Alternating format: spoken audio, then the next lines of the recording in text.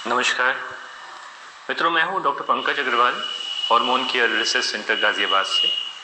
आज हम आपको डायबिटीज़ में खान पान से संबंधित कुछ जानकारियों के विषय में बताएंगे। डायबिटीज़ में जिस ज्ञान की सबसे अधिक आवश्यकता है वह है क्या खाएं और क्या ना खाएं। यह प्रश्न अगर किसी से भी पूछें तो वह कहेगा डायबिटीज़ में सबसे अधिक वर्जित हैं आलू, चावल और चीनी। क्या यह तथ्य पूर्ण तरह से सही है? आइए इस तथ्य की विवेचना करते हैं।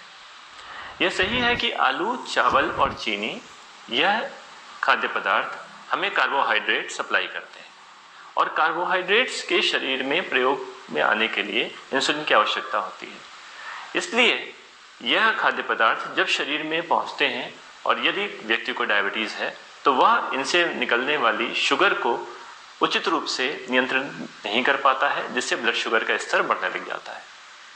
परंतु एक तथ्य हमको इससे भी अधिक समझदारी से समझना है, वह है कि खान पान में कार्बोहाइड्रेट से भी अधिक मात्रा में कैलोरीज हमें घी, तेल और वसा की मात्रा पहुंचाती है। जिन खाद्य पदार्थों में घी, तेल, चिकनाई, रिफाइंड, सफोला, क्रीम या नॉनवेज की चर्बी यह होती हैं, वह सीधे सीधे इंसुलिन को तो प्रयोग में नहीं लाती हैं, परंतु कार्बोहाइड्रेट के मुकाबले 2.5 गुना अधिक ऊर्जा देती हैं।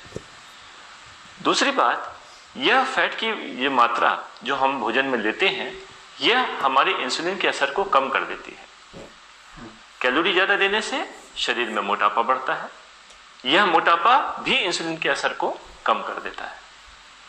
तीसरी चीज, यह सभी घी, तेल, चिकनाई से संबंधित खाद्य पदार्थ जो हमारे शरीर में कोलेस्ट्रॉल का स्तर, ब्लड में कोलेस्ट्रॉल का स्तर बढ़ाते हैं, यह खून की नलियों में अवरोध उत्पन्न करते हैं। यही खून की नलियों में आया हुआ अवरोध या ब्लॉकेट हमें पैरालिसिस, हार्ट अटैक या पैरों में गैंग्रीन के ओर पास ले जाता है। इस प्रकार भोजन में ली गई फैट की मात्रा, चाहे वो रिफाइंड हो, चाहे सफोला, चाहे देशी घी, चाहे क्रीम या मक्खन या नॉनवेज की चर्बी, यह हमारे शरीर को कई प्रकार से प्रभावित करती है। अधिक कैलोरी देना जिससे ब्लड शुगर का स्तर ज़्यादा बढ़े, अधिक इंसुलिन के असर को कम कर देना जिससे अधिक इंसुलिन की आवश्यकता पड़े, डायबिटीज़ में ली जाने वाली दवाओं की आवश्यकता अधिक पड़े, मोटापा बढ़ाना जो फिर से इंसुलिन के असर को कम करता है, ब्लड कोलेस्ट्रॉल का स्तर बढ़ाना जिससे हार्ट अटैक, पैरालिसिस और गैंग्रीन की क्षमता प्रभावित हो। इस प्रकार से कार्बोहाइड्रेट या मीठी चीजें जो कि शुगर को केवल तात्कालिक थोड़े समय के लिए प्रभावित करती हैं, उसके विपरीत घी, तेल, चिकनाई वाली चीजें हमारे ब्लड शुगर के नियंत्रण को पूरी जिंदगी भर प्रभावित करती हैं।